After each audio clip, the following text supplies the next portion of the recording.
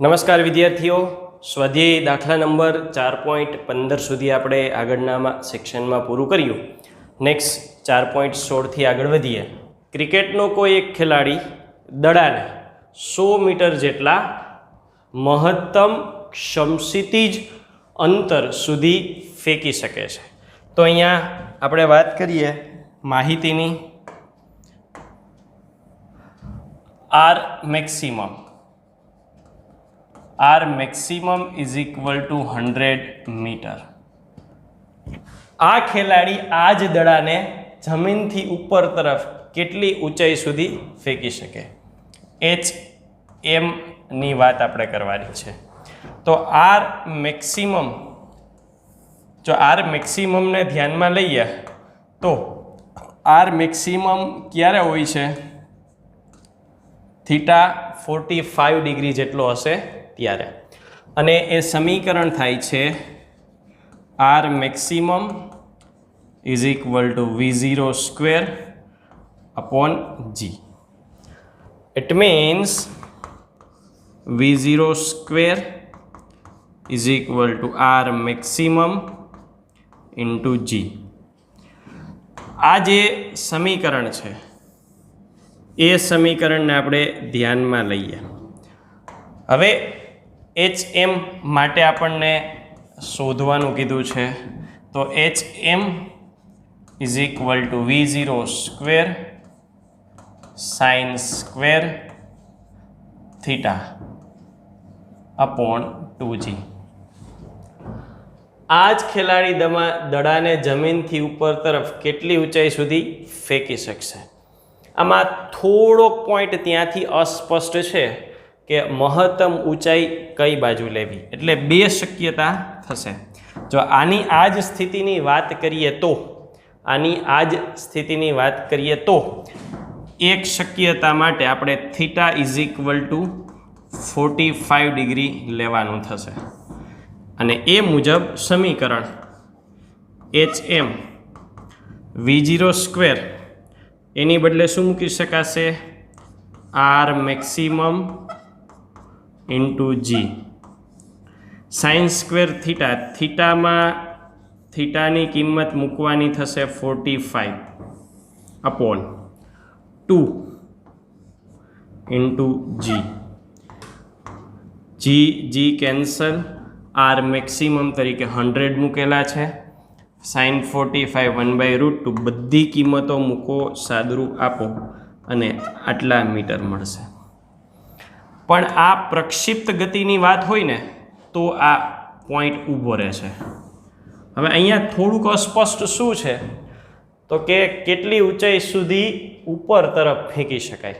હવે પ્રક્ષિપ્ત ગતિ હોય તો થીટાની વાત આવે, પણ સીધું એવું જ કહી દઈએ કે મહત્તમ કેટલા સુધી પહોંચી શકે. તો મહત્તમ માટે સાઇન સ્ક્વેર થીટાની કિંમત કેટલી કરવી પડે? તો કે સાઇન સ્ક્વેર થીટાની કિંમત 1 હોય તો HM is equal to V0 સ્ક્વેરની બદલે R maximum into G sine square થીટાની બદલે 1/2G આટલા મીટર મળશે. પણ આ બંને જવાબનો ફરક શું છે એ બહુ અગત્યનો છે સમજવો. આ જે છે એ મુદ્દો ક્યારે આવે તો કે પ્રક્ષિપ્ત ગતિ હોય તો આ મુદ્દો ઊભો રહે. બરાબર, કારણ કે આનો ગતિપથ કેવો થવાનો તો કે જો આ યામ પદ્ધતિ આપણે લઈએ તો ગતિપથ છે એ આ પ્રકારનો થશે. પણ ખાલી ઊંચાઈ જ કહે ને આ મુદ્દાની વાત આવે તો આ ગતિ કેવી થઈ? આ શિરોલંબ દિશાની ગતિ થશે. અને શિરોલંબ દિશાની ગતિ હોય અને આપણે ગતિપથ દોરીએ તો આ XY યામ પદ્ધતિમાં ગતિપથ કેવો થાય? અહીંથી બોલ સીધો ઉપર જાય અને ત્યાંથી વળી પાછો નીચે આવે. સંપૂર્ણ શિરોલંબ અક્ષ ઉપર ગતિ થાય. એટલે પ્રક્ષિપ્ત ગતિ પ્રમાણે મહત્તમ ઊંચાઈ આ મુજબ હોઈ શકે અને માત્ર શિરોલંબ માત્ર ઉપરની દિશાની વાત કરે તો જવાબ આ મુજબ હોઈ શકે. બંને જવાબ જુદા જુદા આવશે. તો આ થયો સ્વાધ્યાય દાખલા નંબર 4.16. 4.17 80 સેન્ટીમીટર લાંબા દોરડાના એક છેડે પથ્થર બાંધેલ છે અને તેને અચળ ઝડપથી, શું શબ્દ લખ્યો છે? અચળ ઝડપથી વર્તુળાકાર ફેરવવામાં આવે છે. એટલે અહીંયા દર્શાવીએ કે ભાઈ આ દોરડું છે અને એક પથ્થર છે, એને દોરડાના છેડે બાંધેલો છે, એને વર્તુળાકાર ફેરવવામાં આવે છે. એટલે એનો ગતિમાર્ગ કેવો થશે? તો કે આ મુજબનો એનો ગતિમાર્ગ થશે. અચળ ઝડપથી ફેરવવામાં આવે છે એવો પણ ઉલ્લેખ છે. વર્તુળાકાર અચળ ઝડપથી ફેરવવામાં આવે છે. જો પથ્થર 25 સેકન્ડમાં 14 પરિભ્રમણ પૂરા કરે તો પ્રવેગનું માન અને દિશા શોધો. માહિતીને આપણે લખીએ 25 સેકન્ડમાં 14 પરિભ્રમણ. ને લખીએ કે પરિભ્રમણ કેટલા? તો કે પરિભ્રમણ 14 થાય. અહીંથી શરૂ કરી અને ફરી પાછો અહીંયા પહોંચે ત્યારે એક પરિભ્રમણ થાય. અને એક પરિભ્રમણ દરમિયાન એ કેટલું અંતર કાપે? વર્તુળના પરિઘ જેટલું. પરિઘ જેટલું એટલે તો કે સાદુરૂપમાં લઈએ, એક પરિભ્રમણ પૂર્ણ થાય ત્યારે અંતર છે એ પરિઘ કેટલો? 2πr જેટલું કાપે. આવા 14 પરિભ્રમણ પૂરા કરવાના છે. 14 પરિભ્રમણમાં 14 into 2πr is equal to 28 πr થાય. બરાબર. સમય તો આપણને આપેલો જ છે. કેટલો છે? 25 સેકન્ડ. સમય t is equal to 25 second. પ્રવેગનું માન તથા દિશા શોધો. એટલે પહેલું કામ ઝડપ શોધવાનું કરવું પડે. ઝડપ v is equal to અંતરના છેદમાં સમય. અંતર થશે 28 πr અને સમય 25. ત્રિજ્યા કેટલી? તો જોઈએ. આ દોરડું કેટલું છે? તો કે દોરડા માટે કીધું છે 80 સેન્ટીમીટર, 80 સેન્ટીમીટર છે. એટલે આ ત્રિજ્યા બની જશે અને મીટરમાં કન્વર્ટ કરીએ તો 0.8 મીટર. આરની બદલે 0.8, પાઈ અને 25. આ જો દરેક કિંમત મૂકવામાં આવે તો ઝડપ વધી જશે. પ્રવેગનું માન, કેન્દ્રગામી પ્રવેગ ઇઝ ઇક્વલ ટુ v²/g.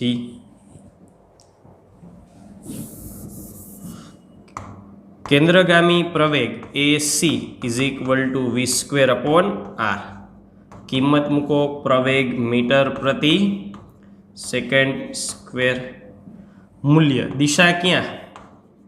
તો કે દિશાની વાત કરીએ. તમે પથ્થરનું સ્થાન કોઈ પણ જગ્યાએ લ્યો. ધારો કે પથ્થર અહીંયા પહોંચ્યો છે, અહીંયા પહોંચ્યો છે, અહીંયા પહોંચ્યો છે, પણ આ દરેક વખતે આપણે ચર્ચા થઈ એ મુજબ દિશા ક્યાં હશે? તો કે કેન્દ્ર તરફ હશે. એટલે અહીંયા દિશા માટે આપણે લખશું ત્રિજ્યા પર કેન્દ્ર તરફ, જેના માટે આપણે બીજો શબ્દ વાપરી છીએ કેન્દ્રગામી. કેન્દ્રગામી દિશામાં પ્રવેગની દિશા હશે. Next question number 18. એક વિમાન 900 કિલોમીટર પ્રતિ અવરની અચળ ઝડપથી ઉડી રહ્યું છે અને 1 કિલોમીટર ત્રિજ્યાનું સમક્ષિતિજ વર્તુળ બનાવે છે. ચાલો, ઝડપ કેટલી આપી છે? તો કે v આપી છે 900 કિલોમીટર પ્રતિ અવર. ચાલો, 900 કિલોમીટર પ્રતિ અવર એટલે કિલોમીટરને મીટરમાં ફેરવીએ તો 1000 મીટર અને અવર માટે થશે 3600 સેકન્ડ. સાદુરૂપ આપીએ તો સાદુરૂપ પ્રમાણે 900 × 4 એટલે 3600 અને 4 × 250 એટલે 1000. એટલે આ જે ઝડપ છે એ થઈ 250, 250 મીટર પ્રતિ સેકન્ડ. 1 કિલોમીટર ત્રિજ્યાનું વર્તુળ બનાવે છે. જે ત્રિજ્યા આપેલી છે એ 1 કિલોમીટર, મીટરમાં ફેરવીએ તો 1000 મીટર. પ્રશ્ન છે કેન્દ્રગામી પ્રવેગની ગુરુત્વીય પ્રવેગ સાથે સરખામણી કરો. તો ચાલો પેલું કામ આપણે કેન્દ્રગામી પ્રવેગ મેળવવાનું કરીશું. તો અહીંયા શોધીએ કેન્દ્રગામી પ્રવેગ AC is equal two v²/r. ચાલો v ની કિંમત છે 250 નો સ્ક્વેર એટલે 250 ગુણ્યા 250 અને r 1000 મીટર. સાદરૂપ આપીએ 250 ગુણ્યા 4 અને આ થશે 62.5 એટલે આન્સર આવશે AC is equal to 62.5 metre પ્રતિ સેકન્ડ સ્ક્વેર. હવે કીધું છે ગુરુત્વીય પ્રવેગ સાથે સરખામણી કરો. ચાલો ગુરુત્વીય પ્રવેગની વાત કરીએ તો ગુરુત્વીય પ્રવેગ કેટલો થશે? તો કે G is equal to 9.8 metre પ્રતિ સેકન્ડ સ્ક્વેર. આની સાથે સરખાવીએ તો ગુરુત્વ પ્રવેગ સાથે સરખાવવા માટે આપણે એવું કરીએ કે ગુણોત્તર લઈ લઈએ. AC/G is equal two 62.5/9.8. આ ગુણોત્તરની કિંમત કંઈક આવશે 62.5/9.8. જોઈએ કેટલી આવે છે 6.37. તો આનો અર્થ થશે AC is equal two 6.37 into G. શું દર્શાવે છે? તો કે ગુરુત્વ પ્રવેગ કરતાં આ કેસમાં જે કેન્દ્રગામી પ્રવેગ મળે છે એ 6.37 ગણો વધારે છે. ગુરુત્વ પ્રવેગની સરખામણીમાં આ આંકડો છે ખૂબ મોટો છે. ચાલો નેક્સ્ટ ક્વેશ્ચન નંબર 19. નીચે આપેલા વિધાનો ધ્યાનથી વાંચો અને કારણ સહિત દર્શાવો કે તે સાચા છે કે ખોટા. સાચા કે ખોટા વિધાનો આપણે અલગ પાડવાના છે. પેલું છે, પેલા ક્વેશ્ચન ઉપર આવીએ. શું કે છે પેલો ક્વેશ્ચન? વર્તુળ ગતિમાં ચોખ્ખો પ્રવેગ હંમેશા વર્તુળાકાર પથની ત્રિજ્યાની દિશામાં અને કેન્દ્ર તરફ હોય છે. તો અહીંયા આપણે આ પ્રકારની ગતિની વાત કરીએ તો આ વર્તુળાકાર ગતિ છે. આ વર્તુળાકાર ગતિમાં આપણને ચોખ્ખો પ્રવેગ પૂછ્યો છે અને એવું કીધું છે કે હંમેશા વર્તુળાકાર પથની ત્રિજ્યાની દિશામાં કેન્દ્ર તરફ હોય છે, અર્થાત કેન્દ્રગામી હોય છે. હવે દરેક મુદ્દાને જોઈએ. અહીંયા ગતિપથનો આકાર કહી દીધો છે. ગતિપથ વર્તુળ. પ્રવેગ માટે આપણે દિશા કહેવાની, બીજી કોઈ માહિતી આપેલી નથી. તો ઉતાવળમાં આપણાથી એવી જ વાત થઈ જાય કે આ વાત સાચી છે, પણ ઝડપનો કોઈ ઉલ્લેખ છે નથી. હવે ઝડપમાં બે સ્થિતિ આવે. એક ઝડપ અચળ હોય અને એક ઝડપ અચળ ન હોય. ઝડપ એટલે વેગનું મૂલ્ય. જો ઝડપ અચળ હોય તો આવી ગતિને આપણે નિયમિત વર્તુળાકાર ગતિ કહી શકાય.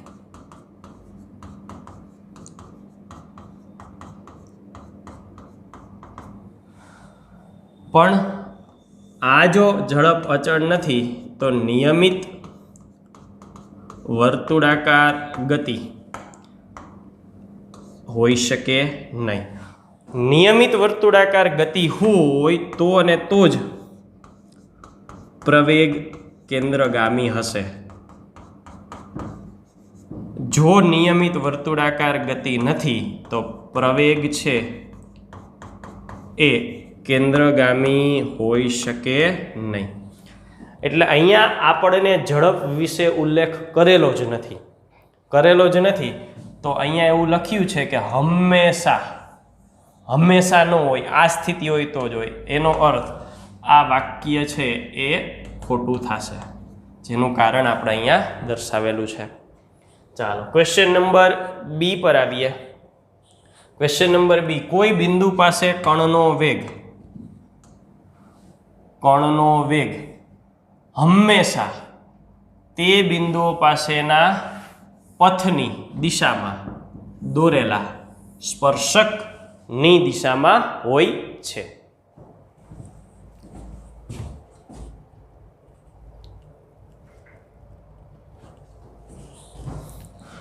ચાલો હવે આપણે એને આકૃતિ દ્વારા દોરીએ.